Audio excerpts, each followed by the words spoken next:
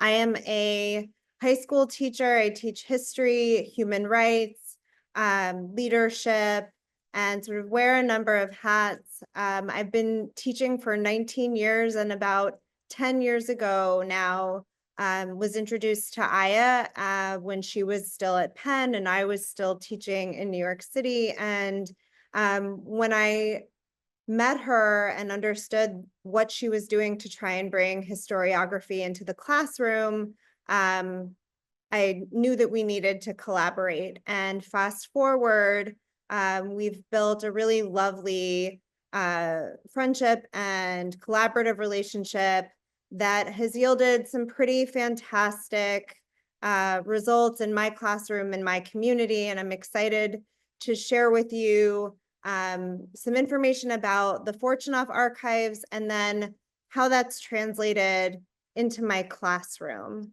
So if we could go to the next slide. I just want to tell you a little bit about the Fortunoff Archives. So the beginning of the Fortunoff Archives go back to Holocaust survivors and a film project established in New Haven in 1979. It was the first sustained effort to capture Holocaust testimony on video. And it belongs to the long tradition of efforts to preserve witnesses' accounts of the Shoah, including ghetto archives like Oneg Shabbat and handwritten testimonies collected by historical commissions in displaced persons camps. Like the earlier initiatives, the Holocaust Survivors Film Project was an effort undertaken by survivors and for survivors. Importantly, they came together to find ways to tell their stories and record them for themselves, for their families, and for the future. The rootedness in the survivor community really shaped the ethos of the archive and the way that it grew over time and the evolution of its interview methodology.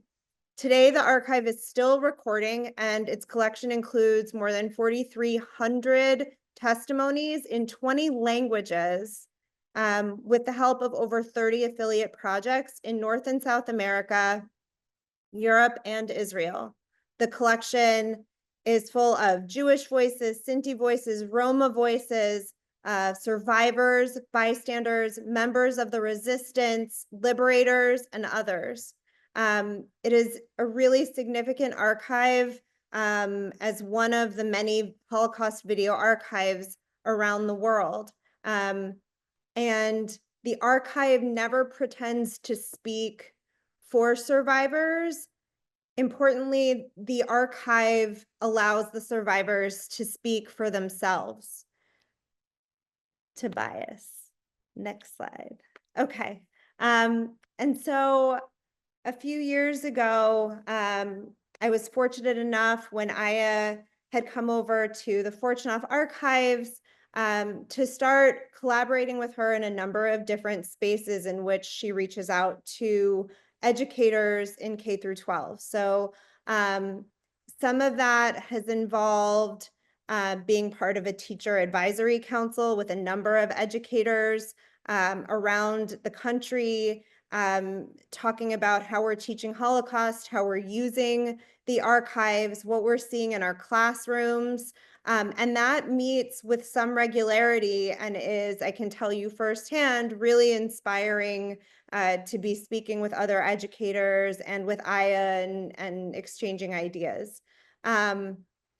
We also, I think the historiography-based inquiry, it's looked actually a number of different ways. There's curriculum over the years, not just from the Fortunoff Archives, but I've brought in historiography through curriculum that I has developed about Holocaust, but also about Russian Revolution, and really breaking that down for students to think about how historians, how they view their work, how they do history, and how sort of context informs some of that work is really important for young people to start to grapple with. And then the idea of where testimony fits into all of that. The way that this gets out into the community of educators, we've run, and I shouldn't say we, I participated in summer institutes in 2021 and 22. There was a wonderful, really enlightening symposium that we did with Gilder Lerman, where there were professors speaking about comparative racial regimes, resisting Jim Crow, Nazi Germany, and South African apartheid. And then there were educators, including myself, on a panel to talk about how we bring that work into our classrooms when we teach world history. And I think that the emphasis that Aya and I wanted to sort of place here is on the equitable communities of practice, the research on pedagogy, and anchoring in historical research on the Holocaust. And so where I wanted to go from there is to talk about the way that Aya and I have now specifically partnered. Can we move to the next slide, please? Okay, so this is what Aya and I have really been working on for the last year or two at this point. It's called The Art of Listening.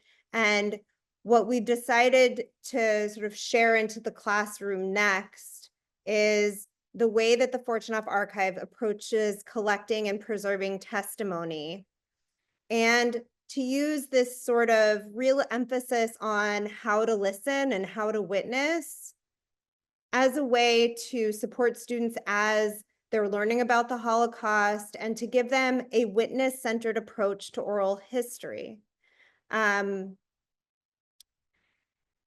Next, please.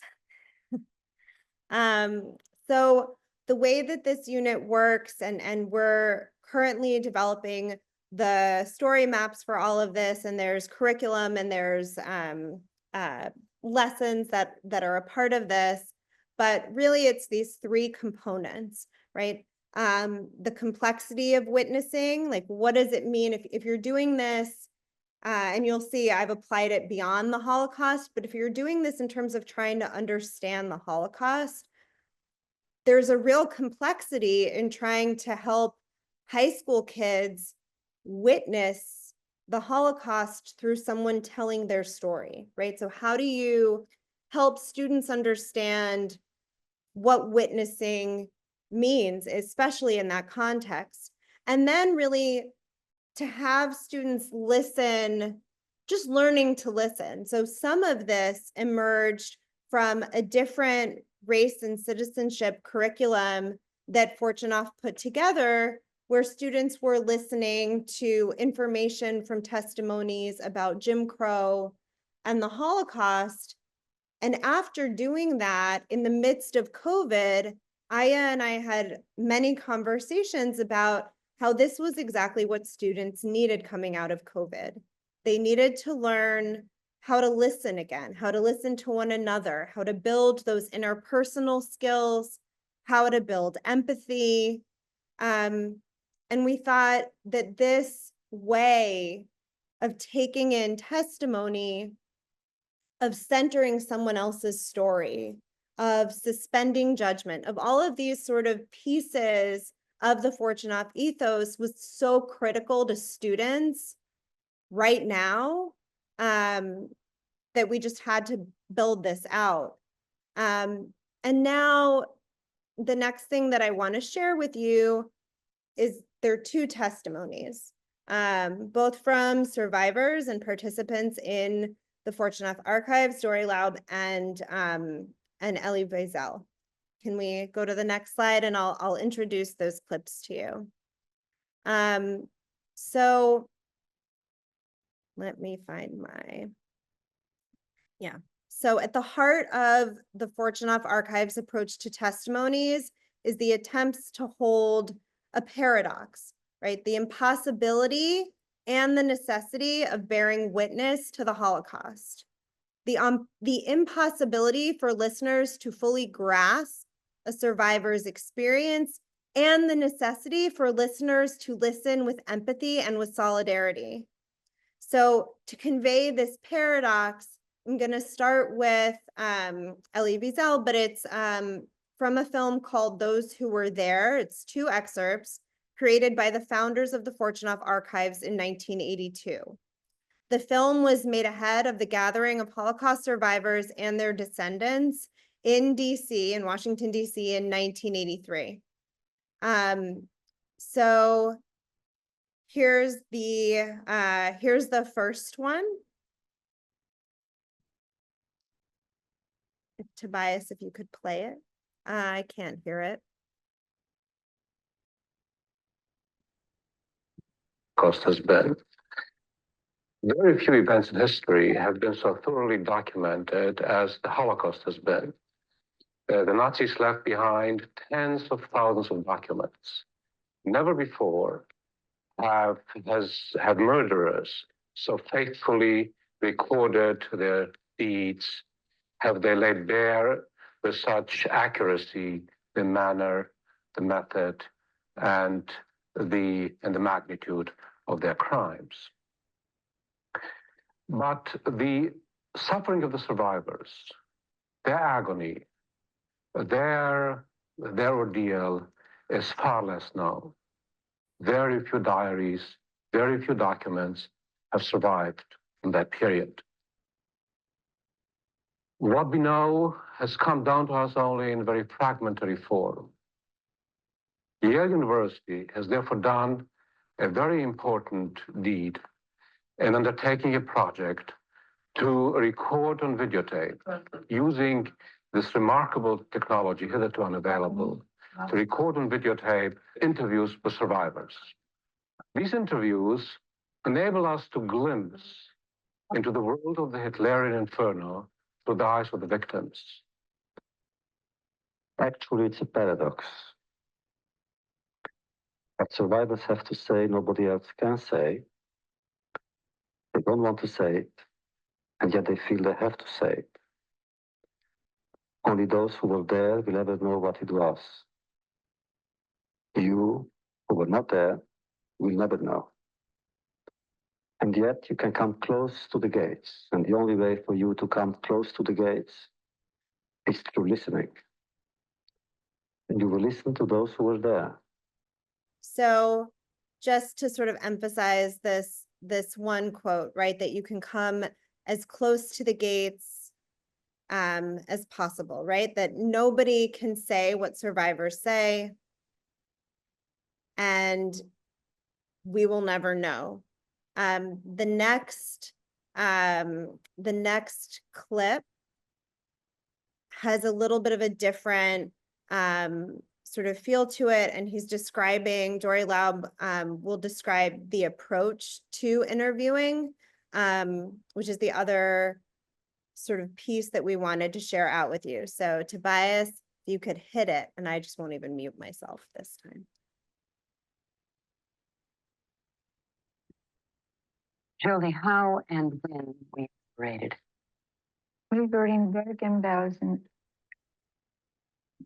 and towards the end we realized, meaning me and my mother, that our days are counted. Typhoid. A listener to the survivor needs to be a full participant in every aspect of the shared experience. There is no place or tolerance for fleeing from it. The survivor is connected ahead of time, the project is explained, and from that moment onwards, there's a companion with him on the way of disclosing and opening the difficult and painful secret of his life. So my wise little mother said, I have a suggestion. Let's feed each other. We always let the taping go on for as long as the person feels he or she wants to talk. And that's very important because people become relaxed and they begin to relate to the interviewer or to the camera as if they were in their own living room talking to someone they know very intimately. It is that kind of presentation that makes the event take on a dimension, gives understanding to the event that perhaps no other technique can bring to it. It's not a matter of getting information from the survivor and then leaving him. It is rather a matter of being a fully sharing companion in all the moments of pain and relief that entail looking at one's awesome life. Thank you.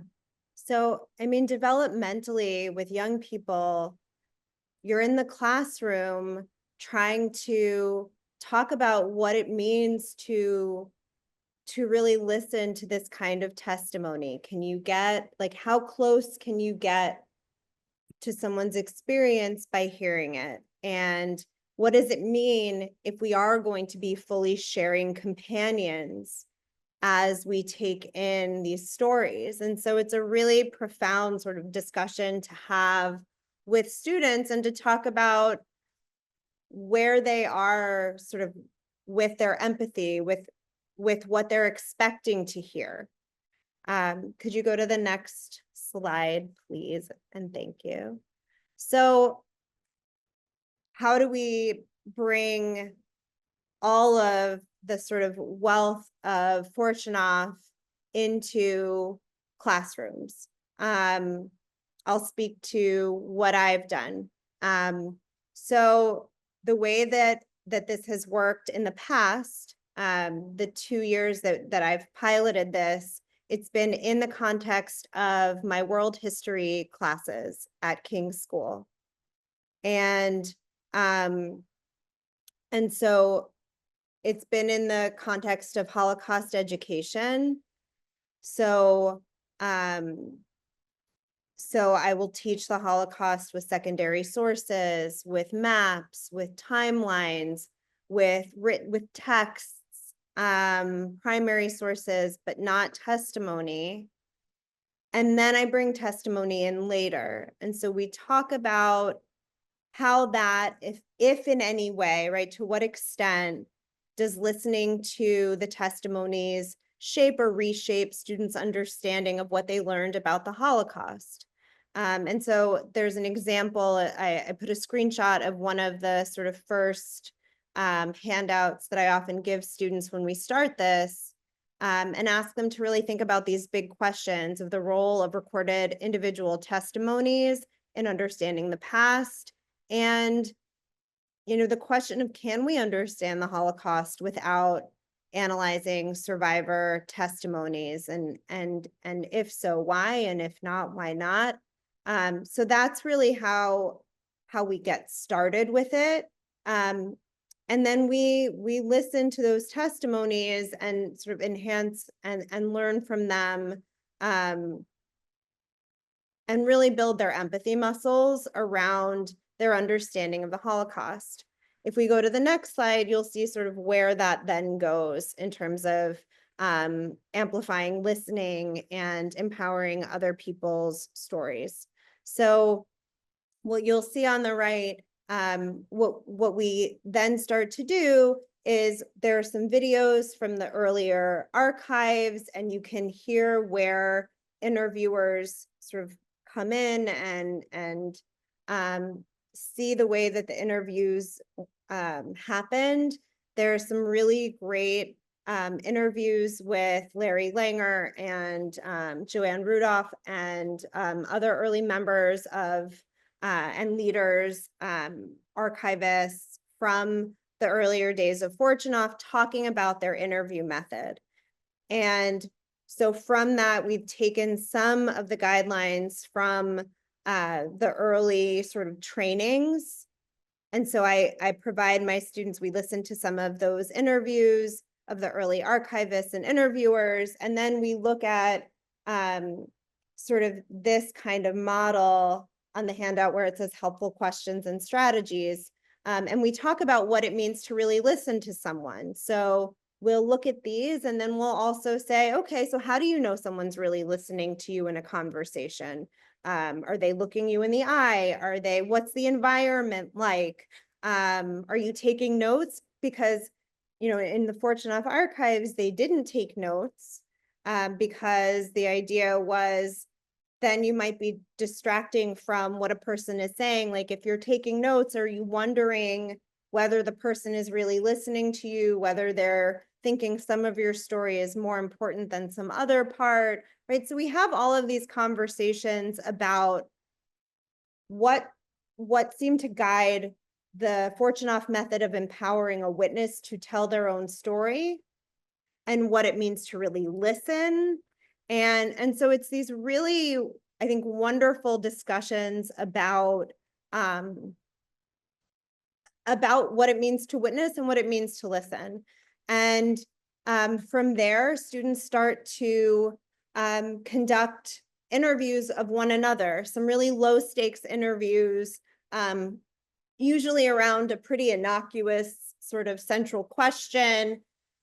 We do a few different rounds of that. The feedback over the last few years from students is that they would like to do more low stakes interviews of their peers, of teachers, of people in their community, just to really practice this, because for a lot of them, it is not a comfortable thing to say, you know, tell me about your childhood and then just leave it, right? Because the idea of Fortunoff is to really listen and learn and then just clarify, right? The idea, as it said in the clip, is, you know, you don't limit how someone tells their story or if they go in a particular direction. You are there to witness, to listen in all of those ways, and not to jump in with your own questions. And so teenagers are pretty self-aware in the sense that they know they need to work on that. And so beyond those sort of low stakes interviews, the next step that we had was, well,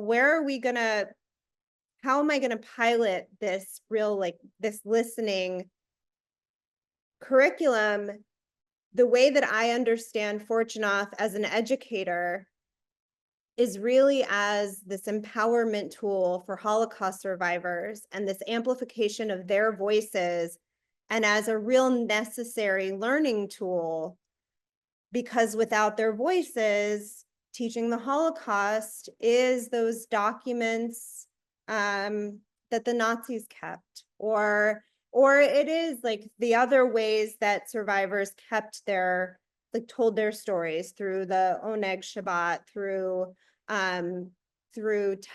written testimonies. And so I know that their voices are there.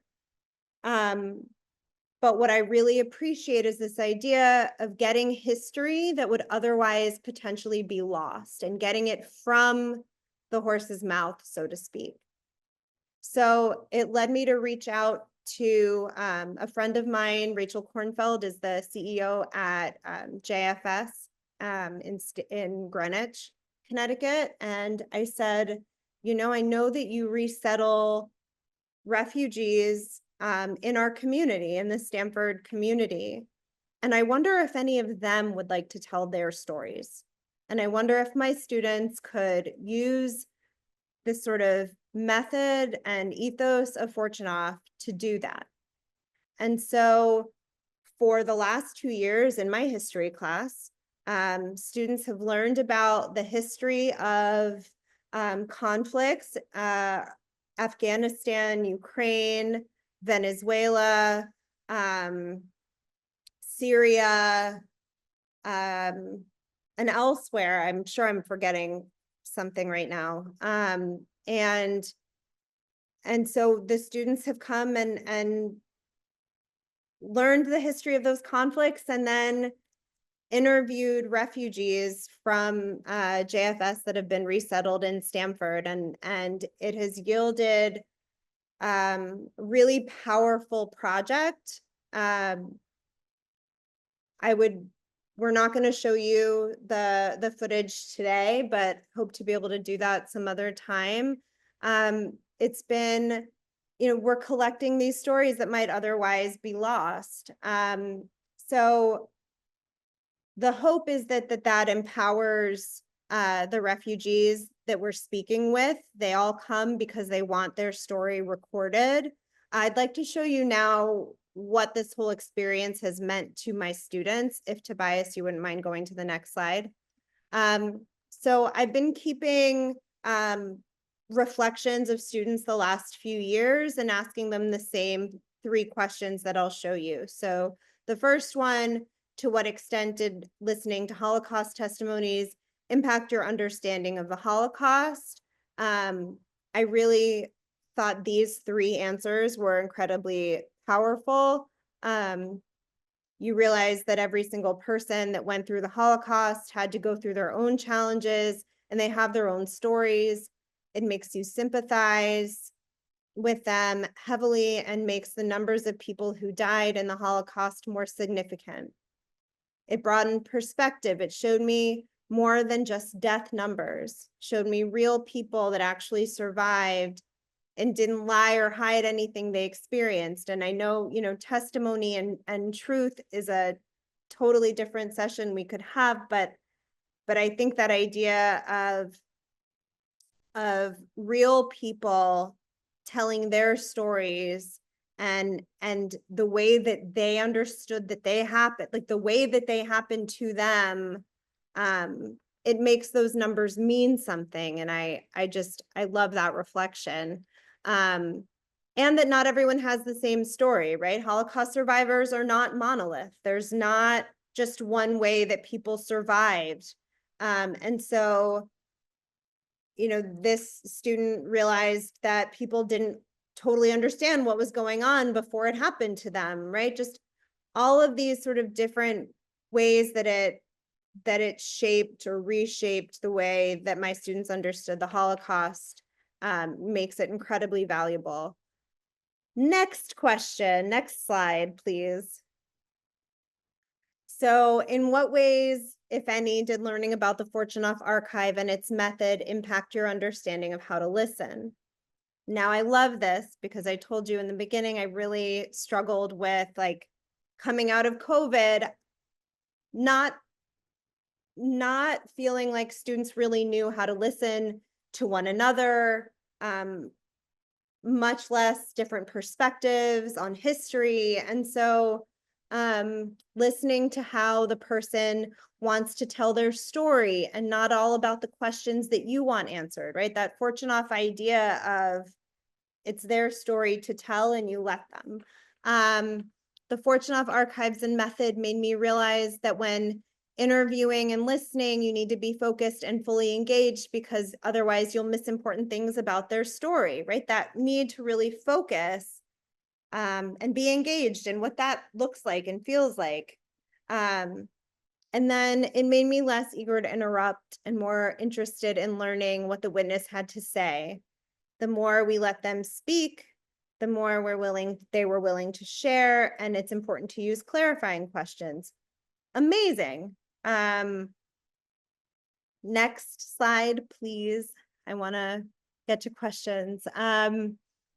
So in what ways did conducting interviews of people living through history impact your understanding of history and the work of historians?